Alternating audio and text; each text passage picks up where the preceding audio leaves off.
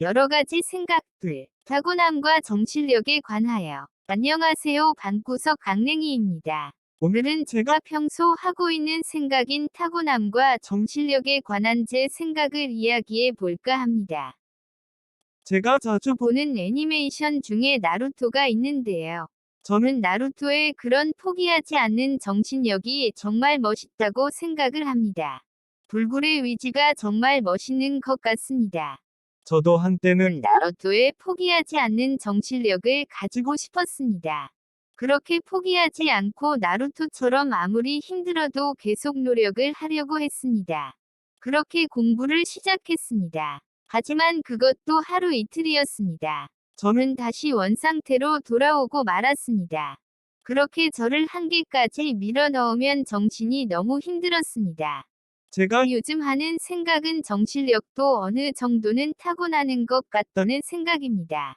키와 얼굴이 다 다른 것처럼 정신력도 타고나는 능력치가 아닌가 하는 생각입니다. 물론 제가 정신력이 부족하기 때문에 남 탓을 하기 위해 제 밖에서 문제를 찾는 것일 수도 있습니다. 하지만 만약에 혹시라도 정신력이 타고나는 것이고 사람마다 한계가 있다면 계속 무리하게 정신력을 키우려는 시도는 우울증이나 정신적 괴로움 공황장애를 유발할 수 있습니다.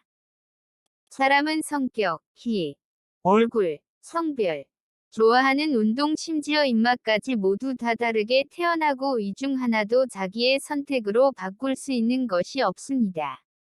자신의 모든 외적인 조건과 선호하는 것들은 다 타고난 것입니다. 공짜로 받은 것이지요. 그렇다면 정신력도 타고난 부분이 있는 것이 아닐까 하는 것이 제 생각입니다. 육에서는 선수들의 체급을 맞추는 것을 굉장히 중요하게 생각합니다. 왜냐하면 체급이 조금만 차이 나도 체급이 높은 사람이 훨씬 유리하다는 것입니다. 이 말은 165cm에 55kg짜리 선수가 같은 노력을 할 시 190cm에 100kg의 거구의 선수를 이길 확률 거의 없다는 것을 의미합니다.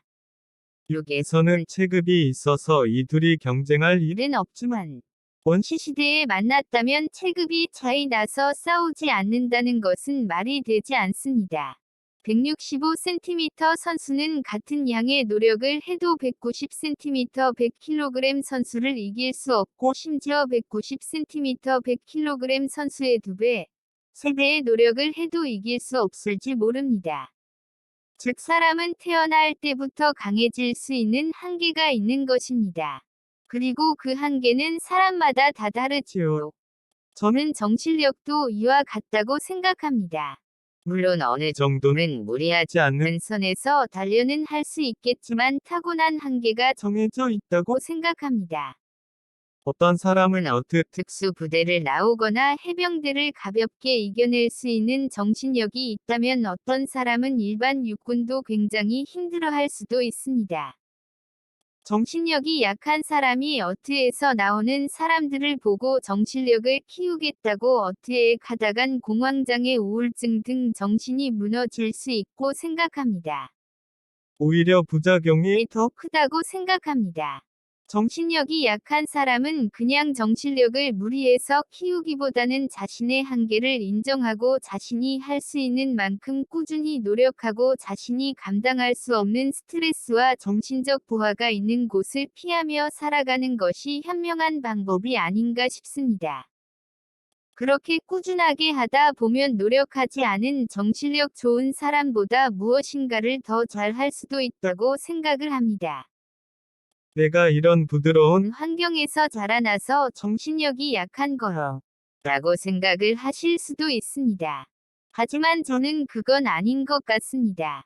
물론 환경이 어느 정도 영향을 미칠 순 있지만 어떤 사람은 절망적인 상황에서도 불굴의 위주로 성공하고 어떤 사람은 좋은 환경에서도 잘 성장하지 못합니다. 이것이 그 논리를 반박한다고 생각합니다. 손흥민 선수도 타고난 환경은 그렇게 좋지 않았지만 꾸준한 노력과 불굴의 정신력으로 엄청난 스타가 되었지요.